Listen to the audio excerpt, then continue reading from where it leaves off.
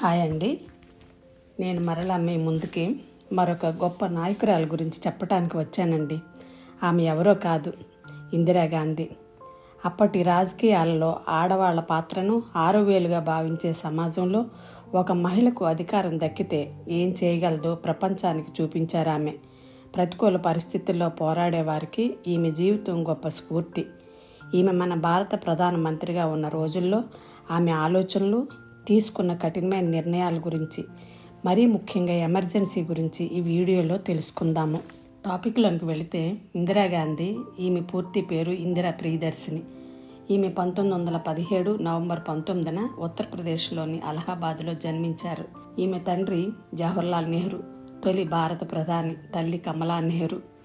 ఇందిరాగాంధీ చిన్న వయసు నుండే రాజకీయాల్లో చాలా చురుకుగా పాల్గొనేవారు. ఎందుకంటే ఆమె కుటుంబం, తండ్రి స్వాతంత్ర పోరాటంలో పాల్గొని జైలు జీవితం కూడా గడిపారు. స్వాతంత్ర పోరాట సమయంలో ఆమె వానరసేన అనే బాలల సంఘాన్ని ఏర్పాటు చేసి బ్రిటిష్ ప్రభుత్వానికి వ్యతిరేకంగా చిన్న చిన్న పోరాటాలు చేశారు. ఈమె ప్రాథమిక విద్య బెంగాల్లో శాంతినికేతన్, విశ్వభారతి విశ్వవిద్యాలయంలో చదవటం జరిగింది. తర్వాత ఆక్స్ఫర్డ్ యూనివర్సిటీ, ఇంగ్లాండ్లో ఉన్నత విద్యను చదవటానికి వెళ్ళారు. కానీ అనారోగ్య కారణాలతో విద్యను పూర్తి చేయకముందే భారత్కు తిరిగి రావటం జరిగింది. ఇందిరాగాంధీ చదువుతో పాటు ఆమె తన తండ్రి జవహర్లాల్ నెహ్రూని చూసి చాలా ప్రభావితం అయ్యారని చెప్పవచ్చు. జవహర్లాల్ నెహ్రూ ప్రధానమంత్రిగా ఉండగా 1947-64 మధ్య ఇందిరాగాంధీ రాజకీయాల్లో చాలా చురుకుగా పాల్గొనేవారు. 1942 సంవత్సరం ఇందిరాగాంధీ ఫిరోజ్ గాంధీని ప్రేమించి వివాహం చేసుకున్నారు. ఈమెకు 2 కుమారులు. ఒకరు రాజీవ్ గాంధీ, మరొకరు సంజయ్ గాంధీ. 1959 సంవత్సరంలో ఇండియన్ నేషనల్ కాంగ్రెస్ అధ్యక్షురాలిగా నియమింపబడ్డారు. తర్వాత 1964 సంవత్సరం తన తండ్రి నెహ్రూ మరణానంతరం లాల్ బహదూర్ శాస్త్రి ప్రభుత్వంలో సమాచార మరియు ప్రసార శాఖ మంత్రిగా పనిచేయటం జరిగింది. 1966లో లాల్ బహదూర్ శాస్త్రి అనూహ్య మరణంతో ఇందిరాగాంధీ భారతదేశపు తొలి మహిళా ప్రధాని అయ్యారు. నెహ్రూ గారు ప్రధానమంత్రిగా ఉన్నప్పుడు పరిస్థితులు వేరు.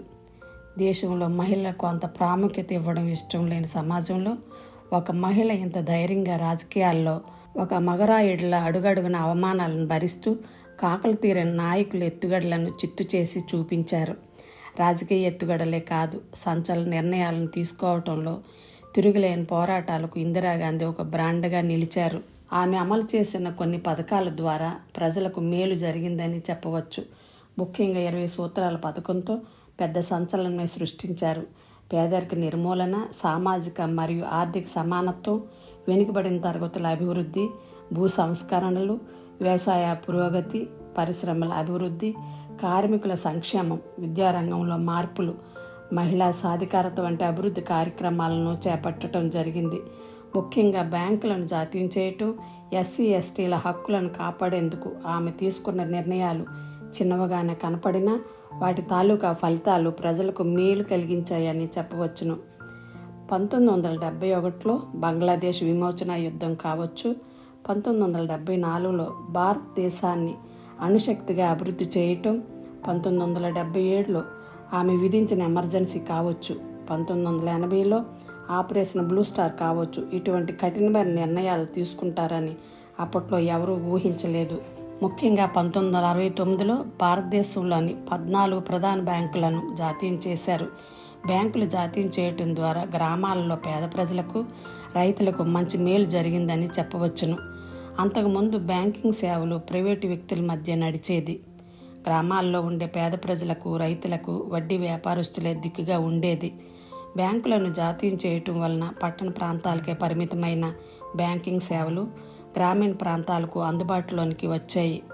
1970లో సుప్రీంకోర్టు ఈ నిర్ణయాన్ని కొంతవరకు తిరస్కరించిన 1971లో కొత్త చట్టం తీసుకుని వచ్చి బ్యాంకుల జాతీయకరణను పూర్తిగా అమలు చేశారు ఇందిరాగాంధీ. ఆమె తీసుకున్న నిర్ణయాలలో 1971లోనే పాకిస్తాన్తో యుద్ధంలో ఆమె నాయకత్వ పటిమను గుర్తించి అటల్ బిహారీ వాజ్పేయి ప్రశంసిస్తూ ఆమెను దుర్గతో పోల్చడం జరిగింది. తరువాత పాకిస్తాన్ పెత్తనాన్ని వ్యతిరేకిస్తూ ప్రస్తుత బంగ్లాదేశ్ 1971 మార్చి 27న స్వతంత్ర దేశంగా ప్రకటించుకుంది. బంగ్లాదేశ్ నాయకులను అణచివేయటానికి పాకిస్తాన్ మిలిటరీ రంగాన్ని దింపినప్పుడు తూర్పు పాకిస్తాన్లో నిరసనలు చెలరేగి పెద్ద ఎత్తున బందులు జరిగాయి. ఆ టైంలో బంగ్లాదేశ్కి మన సైన్యాన్ని పంపి బంగ్లాదేశ్ స్వాతంత్ర సాధనలో సహాయం చేశారు ఇందిరాగాంధీ.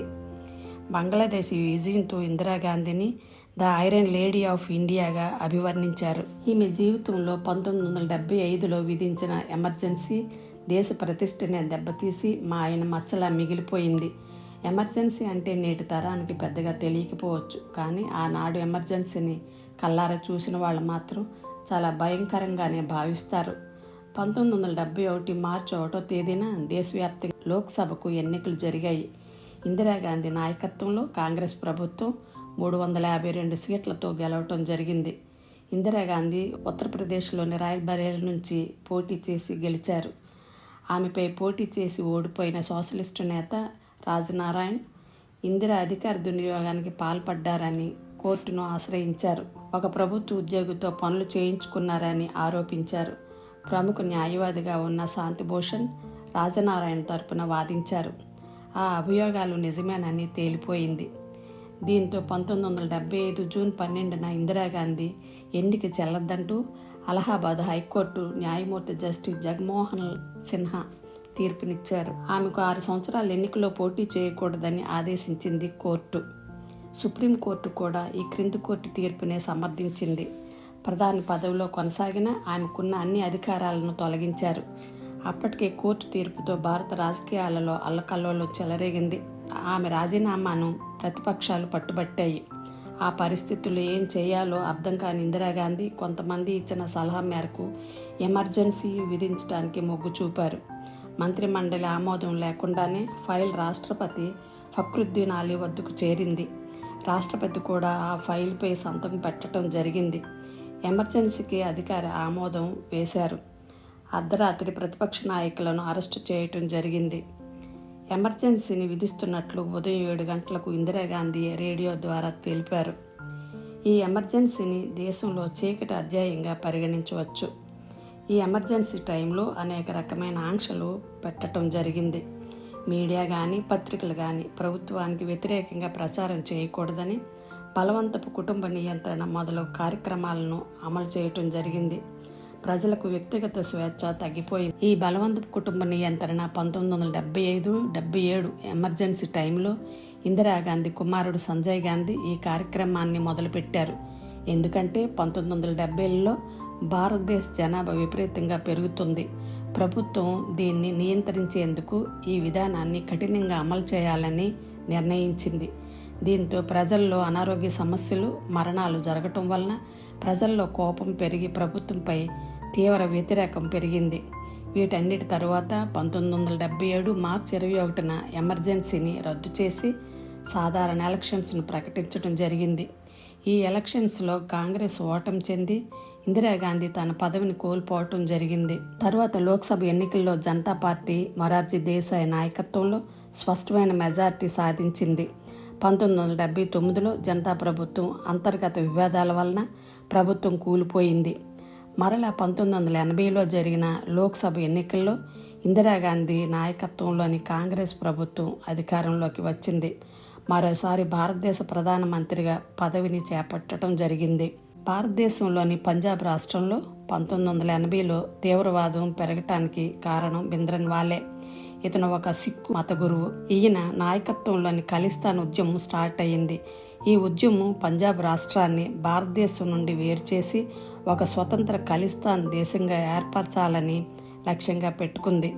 భింద్రన్వాలే సిక్కుల హక్కుల పరిరక్షణ నినాదంతో ప్రాముఖ్యతను సాధించాడు. క్రమేపీ సిక్కులను ప్రేరేపించడం మొదలుపెట్టాడు. కొంతకాలానికి ఒక తీవ్రవాద నాయకుడిగా మారిపోయాడు. భింద్రన్వాలే అనుచరులు భారత ప్రభుత్వానికి వ్యతిరేకంగా పంజాబ్లో హింసాత్మక దాడులకు పాల్పడ్డారు. భారత సైనికులను, పోలీసులను, హిందువులను టార్గెట్గా పెట్టుకొని వరుస హత్యలకు పాల్పడటం జరిగింది.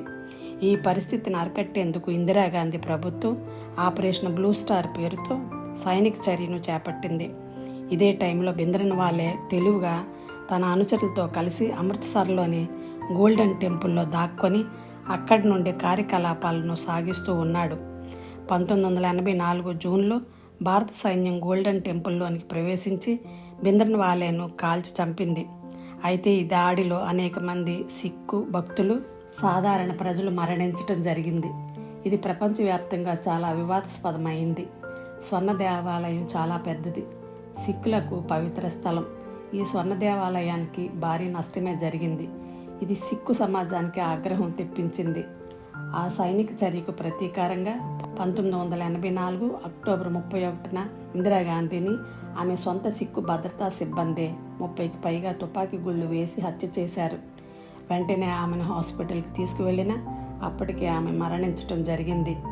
ఇందిరాగాంధీ హత్య భారత రాజకీయ చరిత్రలో ఒక కీలక ఘటనగా నిలిచింది. దేశంలో అధికారంలో ఉండగా హత్యకు గురైన నాయకురాలు ఇందిరాగాంధీ. ఒక ప్రధానమంత్రిని ఆమె బాడీగార్డులే చంపటం దేశమే కాదు, ప్రపంచమే నివ్వెరపోయింది. దేశం కోసం నా ప్రాణాలను సహితం త్యాగం చేస్తానన్న 24 గంటల్లోనే ఆమెను హత్య చేశారు. ఇందిరాగాంధీ హత్య దేశం మొత్తం షాకు గురి చేసిందని చెప్పవచ్చును. 1971లో భారతదేశపు అత్యున్నత పురస్కారం భారతరత్న అందుకున్నారు. 1972 బంగ్లాదేశ్ ప్రభుత్వం బంగ్లాదేశ్ స్వాతంత్ర పురస్కారం ఇచ్చింది. ఆమెకు మరెన్నో గౌరవాలు దక్కాయి. 1983లో లెనిన్ శాంతి బహుమతి, సోవియట్ యూనియన్ ప్రభుత్వం శాంతి మరియు సామాజిక సేవలకు ఇచ్చే పురస్కారం, ఫ్రాన్స్, జర్మనీ, రష్యా వంటి దేశాల నుంచి గౌరవాలు దక్కాయి. ఇందిరాగాంధీ భారత రాజకీయ చరిత్రలో ఒక ప్రభావవంతమైన నాయకురాలు. ఆమె పాలనపై వివాదాలు ఉన్నా దేశ భద్రత, ఆర్థిక అభివృద్ధి, బంగ్లాదేశ్ విముక్త పోరాటం వంటి విషయాలలో ఆమె పాత్ర చాలా ముఖ్యమైనది. అందుకే ఆమెకు భారతరత్న సహా అనేక అంతర్జాతీయ అవార్డులు లభించాయి. ఇందిరాగాంధీని అందరూ ఐరన్ లేడీ అంటుంటారు. ఎందుకంటే ఆమె తీసుకున్న కఠినమైన రాజకీయ నిర్ణయాలు, ధైర్యం, సాహసం, పటిష్టమైన నాయకత్వం మొదలగు గుణాల వలన ఆమె పేరు భారత రాజకీయ చరిత్రలో అత్యంత శక్తివంతమైన మహిళా నాయకురాలిగా నిలిచిపోయారు. ఇందిరాగాంధీని వ్యతిరేకించే వాళ్ళు కూడా ఆమె పాలనా దక్షతను మెచ్చుకోకుండా ఉండలేరు. 130 సంవత్సరాల చరిత్ర కలిగిన కాంగ్రెస్ పార్టీకి తన పేరే చిరునామాగా మార్చారు ఇందిరాగాంధీ. ఇవండి ఇందిరాగాంధీ గారి గురించి ముఖ్యమైన విషయాలు. మీకు ఈ వీడియో నచ్చినట్లయితే ఛానల్ని సబ్స్క్రైబ్ చేసుకొని మీ ఫ్యామిలీకి, ఫ్రెండ్స్కి షేర్ చేయమని కోరుతున్నానండి. మరొక మంచి వీడియోతో మరలా మీ ముందుకు వస్తాను. అంతవరకు సెలవు.